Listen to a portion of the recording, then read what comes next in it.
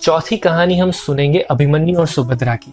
इस कहानी को भी आप सब बहुत अच्छी तरीके से जानते हैं और अभी तो महाभारत भी आ रहा है, तो बहुत जल्दी इस कहानी को हम देखने भी वाले हैं। अभिमन्यु जब माता के गर्भ में थे तब मामा कृष्ण ने गर्भवती बहन सुभद्रा को चक्रव्यूह भेदने की पूरी तकनीक सिखाई। और जब 7वें कोठे की बात आई, 7वां कोठा जब डिस्कस कर रहे थे कृष्ण भगवान, तब सुभद्रा जी सो जाते हैं।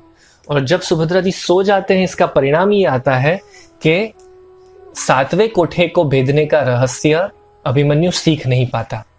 और जब महाभारत का युद्ध होता है, तब युद्ध के दौरान करोड़ों वीर सैनिकों के बीच में, योद्धाओं के बीच में गिने चुने 5-6 लोगों को ही केवल अभी ये चक्रव्यूह का कोठा भेदना आता था, जिसमें कृष्ण भगवान, अर्जुन, द्रोणाचार्य, भीष्म पितामह जैसे शूरवीरों का समावेश होता था।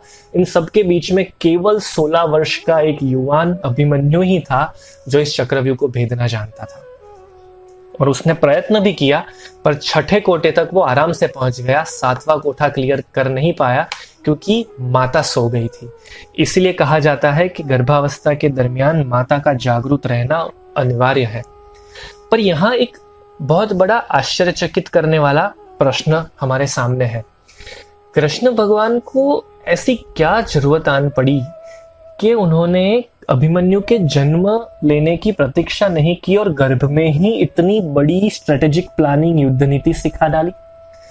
हम तो ये जानते हैं ना कि बच्चा 5 वर्ष का हो, उसके बाद उसे स्कूल में भेजना चाहिए या पढ़ाई करवानी चाहिए।